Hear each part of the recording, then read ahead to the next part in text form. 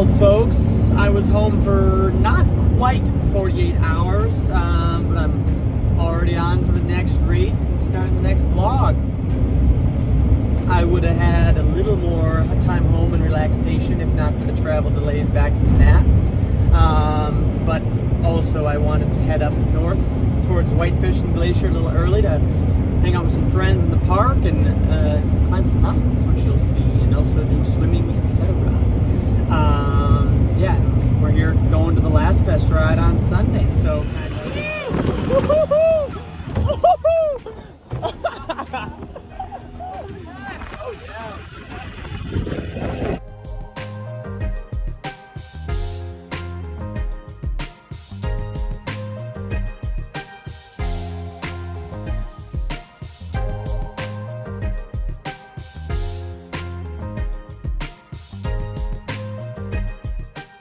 I didn't intentionally vlog anything, but I did take some videos. And yeah, went out boating with Ethan and another friend and did some swimming, did some chilling, and then hopped on the Melee. And yeah, you just saw some sweet videos of going to Sunroad, did some intervals up that, and yeah, just doesn't get old. I think I've nailed it down as to why it's amazing every time, and it's that it always feels the same. It's so incredible, and it always looks different. The light, the trees, the mountains, the snowpack, everything is always different throughout the year and the seasons and year by year, so it's always unique. Good morning. Time to go climb a mountain. I slept atrociously, but the energy levels are great. The vibes are tremendous. Got the new running vest all loaded up. Got some Roctane in this flask. Got all the goodies. Gonna make some peanut butter tortilla wraps. However, I realized I only have jalapeno herb tortillas, so this has gotta be illegal.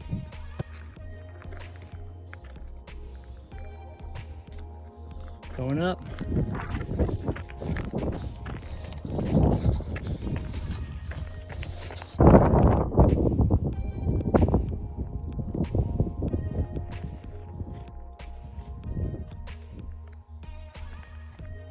Heading to the lookout. And then up there.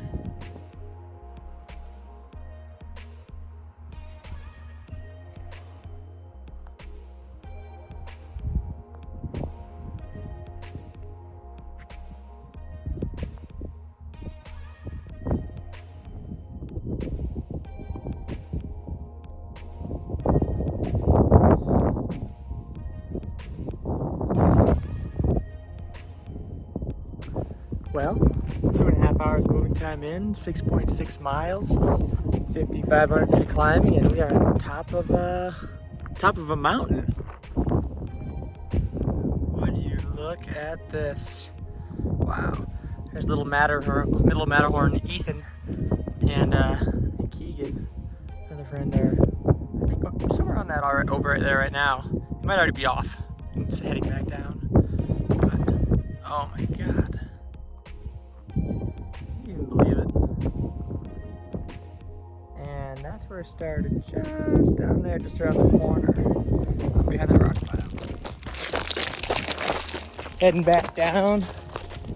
There's the fire lookout. About 5.5, 6 miles to go. All downhill, very downhill. This will end up being almost exactly a half marathon distance. Now, is that the best possible prep for the Last Best ride, a 5-hour gravel race? Perhaps not, but I've been dialed in for a while, as I might have already mentioned, for Mountain Bike Nationals, and now I want to climb mountains. Well, there we go. Got the recovery drink. I'm gonna go jump in Lake McDonald here.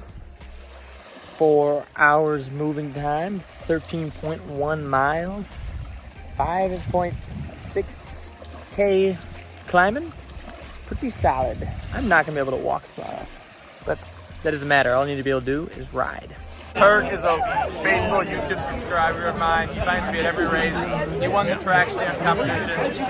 Only because he follows Caleb. Exactly. And when he watches this YouTube video later and sees this clip, he's going to be really stoked. A prize right now. You're winning the Divine Light. Are you also training? Super duper pro tip. Your race wheels are way lighter without sealant in them. But, you know, obvious drawbacks to not having sealant in your tubeless tires. Hence my current action of adding them. Adding it, whatever, you know what I mean. Also, it's not recommend you put latex sealant in these challenge tires because they are cotton. But I usually mix a little challenge sealant with a little Stan's race sealant. And yeah, because these are primarily race tires for me at the moment. I don't really care how long that sealant lasts and if it dries up. Saturday morning, I'm out here doing my little activators for my glutes. Yeah, I'm remembering I didn't vlog last year for this race. I think I was a little vlogged out, so I was saving some energy. But I definitely should have vlogged it because it's a big event and I won. So it would have been a good one to vlog. So I'm over here bouncing, doing this for 30 seconds. Yeah, we're vlogging this year, obviously, as you're already like 4 minutes into this video, but we're gonna head over to the expo. Me and Ted King and some others are gonna lead the SRAM shakeout ride, and we're gonna have pizza and rider card signings afterwards.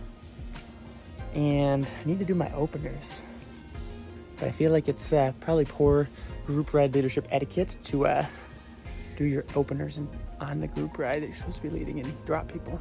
Public road, so let's be wise to the motorists around us. Shakeout ride done. Pizza and meet and greet done. Talked to a bunch of friends and other local folks. Met some new people. And now I'm out to finish my openers.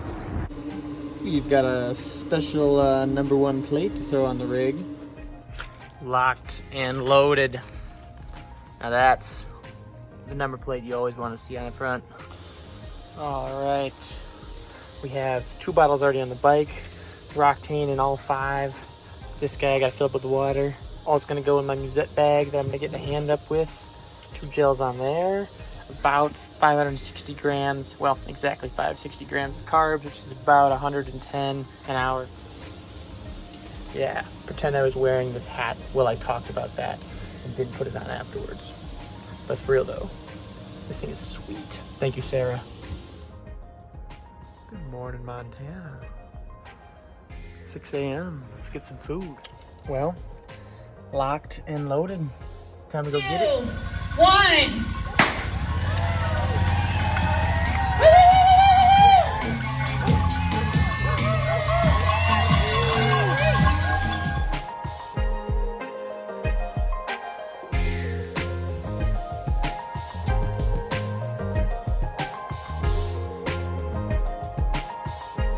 Out here cooling down, so I figured I might as well do the race report. I should do this more often. Get this thing done so I don't forget and have to do it later. All right, yeah, setting it up 4th on the day. First half was pretty chill. I led most of those descents since I know them well, and yeah, puts people under pressure. But nobody really pushed it on the climbs in the first half.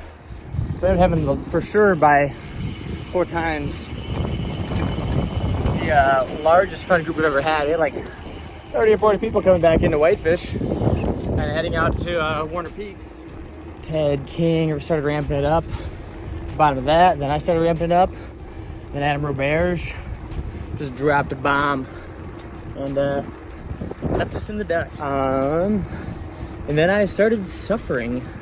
And I suffered all the way to the top of Warner Peak, which was no fun. Ted had a gap, and then it was me, Ethan Overson, impressively caught back up to us after having to put a tube in after flat. Well, and then, oh God, I think his name is Nathan? I don't know. He's from Fernie. We'll get his name back in here. He was wearing a purple kit. For now, he's purple guy. So me, Ethan, and purple guy up over the top, 3, 4, 5th place. Yeah, purple guy went bye-bye. I caught back up to Ethan on the run to the top of Big Mountain. We descended down together, ripped it back into town. Then I botched the sprint, and that was that. Overall, definitely some regrets about the mountain I climbed 2 days ago. The trail half marathon definitely destroyed my legs. So that's a choice I get to live with. But man, I can't emphasize enough how fun this event is. Jess, Stella, the rest of the Last Coast Ride crew, they just crush it. Yeah, hands down one of the best courses, one of the prettiest places you could ever want to race a gravel bike. So yeah, would have been sweet to defend the win from last year, but as I said, I chose to maybe make not the best pre-race choices with how I spent my energy. And I think also last summer too, in retrospect, has focused on Crusher and doing way more big miles. Very different from targeting XCO Nationals last weekend, so definitely a big difference between 5-hour gravel race and a short track. On the bright side, I still have the course record by 7 or 8 minutes.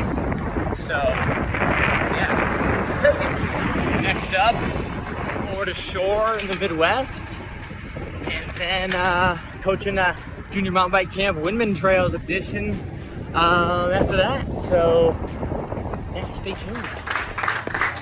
Second place,